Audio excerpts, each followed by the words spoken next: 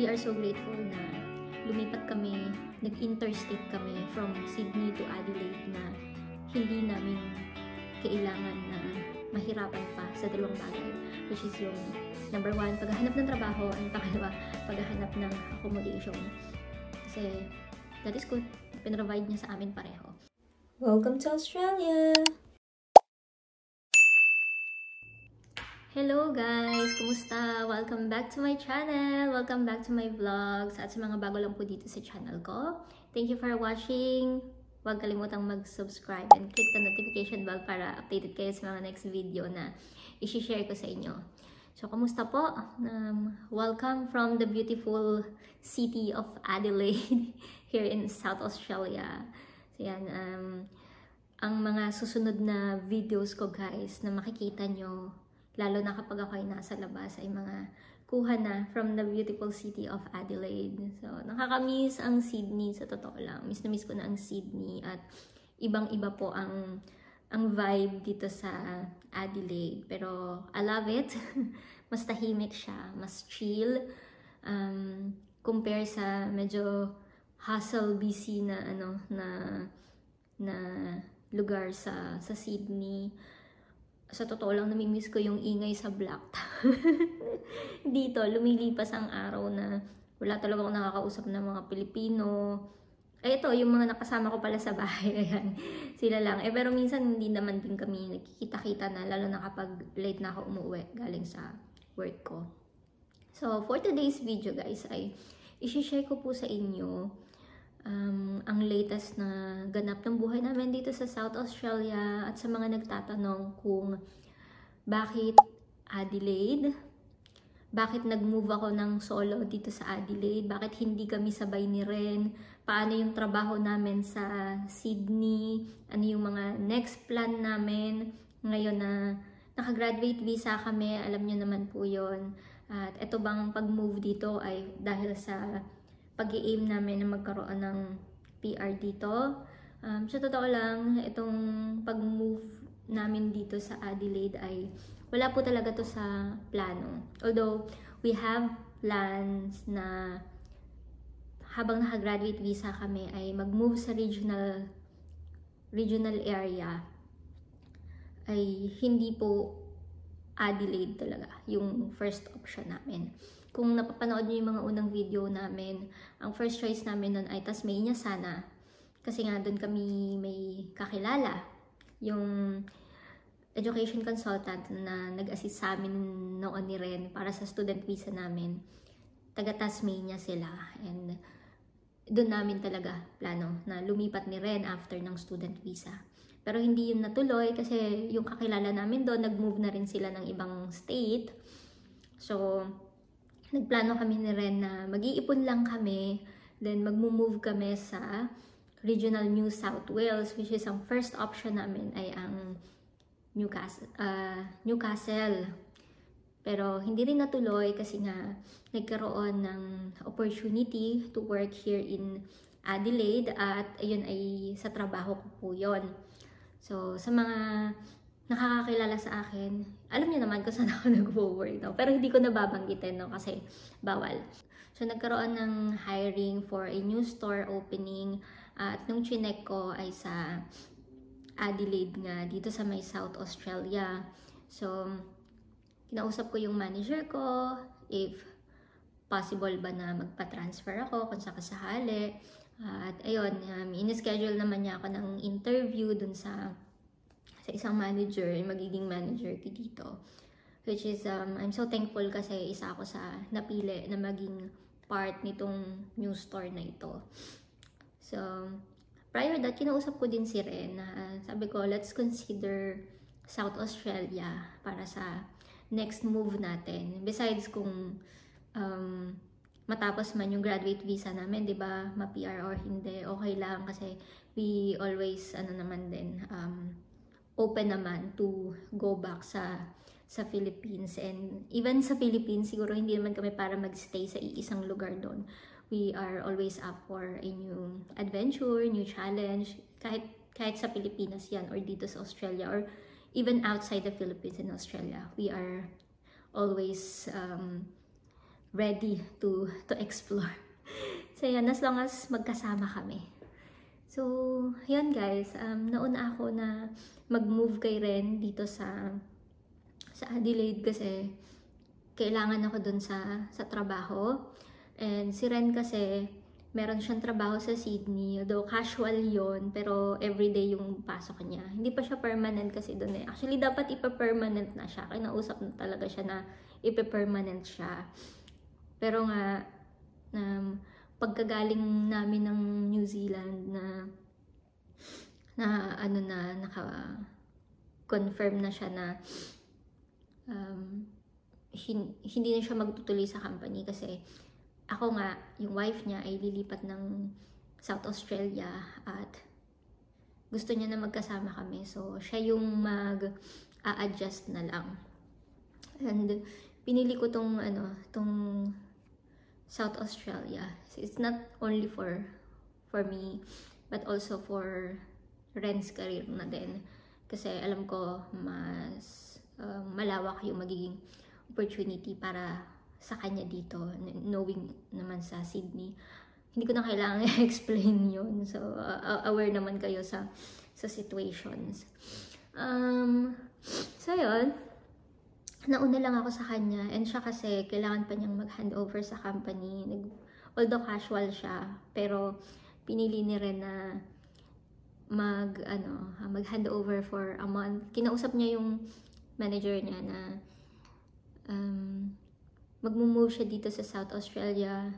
Since nag-work rin naman siya remotely, baka pwedeng dalhin na lang niya dito ang trabaho niya, or kung merong office din dito, doon na lang siya mag-work, pero sa team pa rin nila. After a month, kinonfirm sa kanya na kailangan pa rin yung support.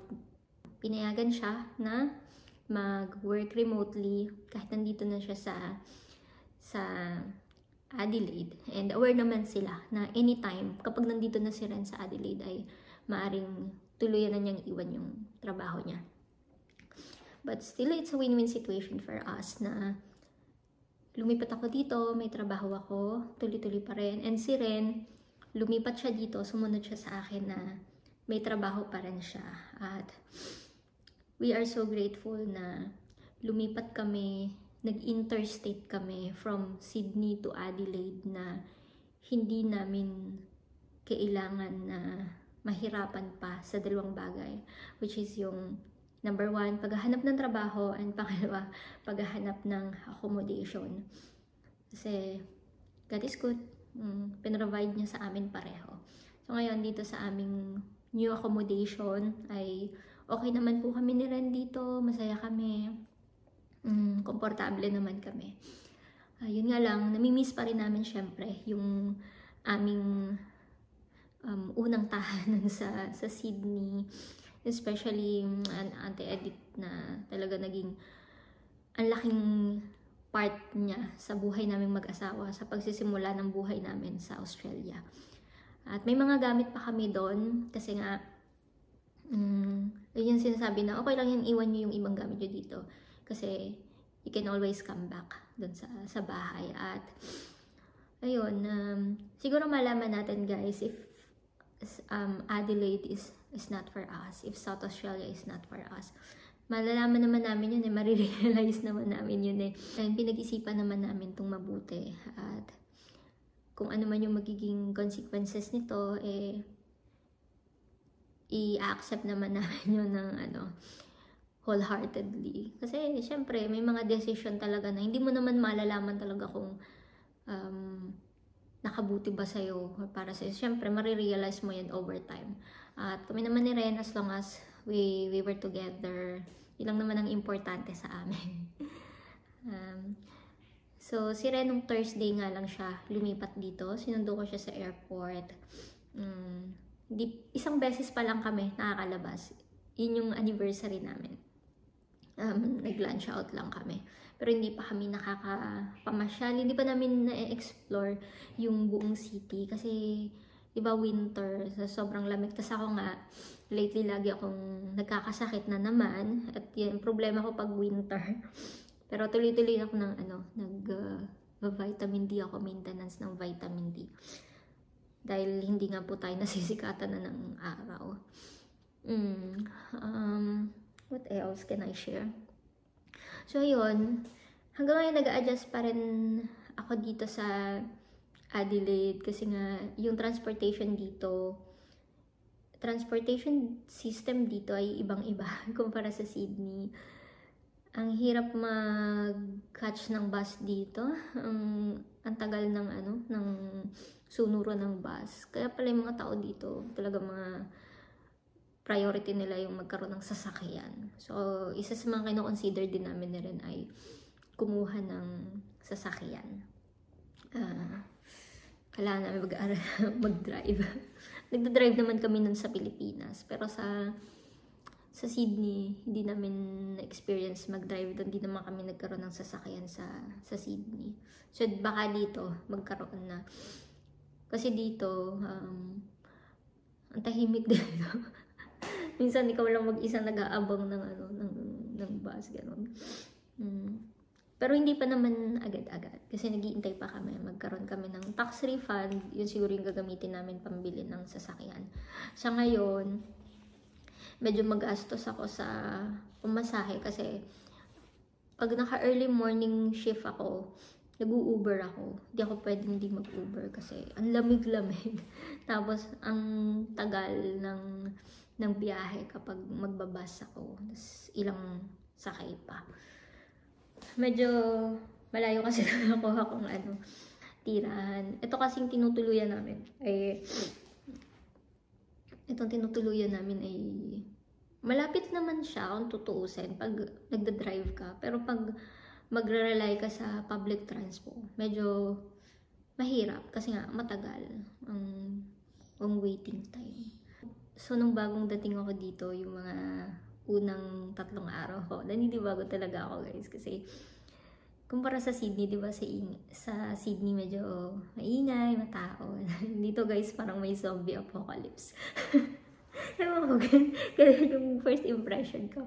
Pero habang lumilipas ang araw, na-appreciate ko itong chill vibe ng Adelaide City. Tapos, hindi pa talaga namin na-explore yung place. Kahit ako, hindi ko masyadong na-explore yung place.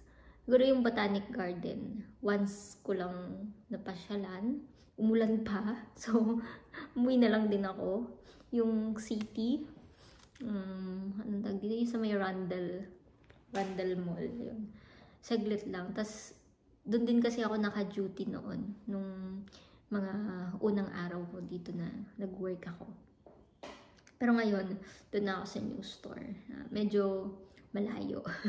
Kaya kailangan ko talagang mag-aral na mag-drive na. Ngayon, meron kaming ina-expect na 4 boxes na darating galing sa Sydney. Yun yung aming mga personal belongings. So, siya, 4 na malalaking boxes na interstate.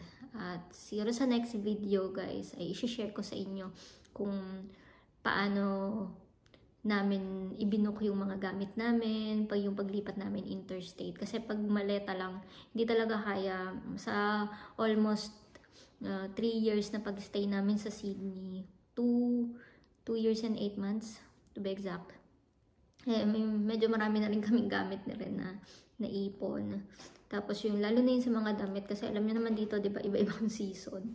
Tapos yung ibang mga winter clothes namin na dun pa sa box na yun. Kaya yung damit ko dito, paulit-ulit.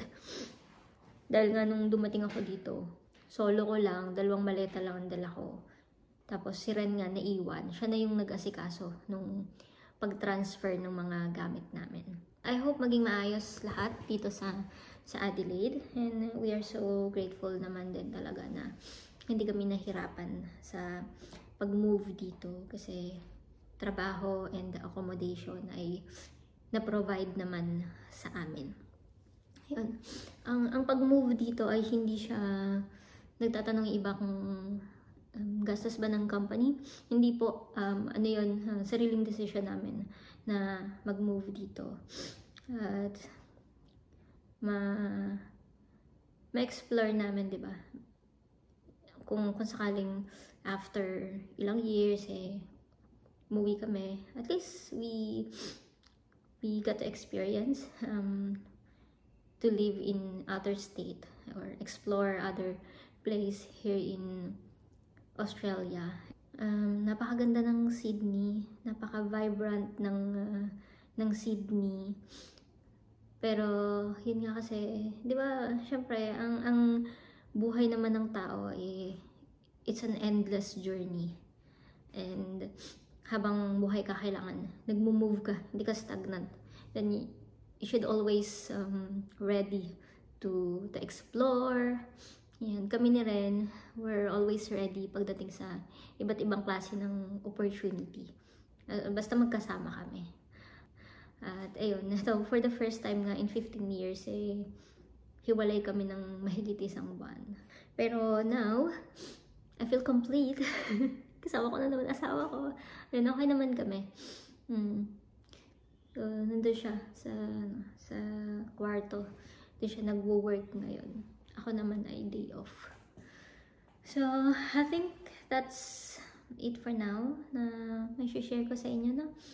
Thank you guys for watching. See you on my next vlog. God bless everyone. Bye.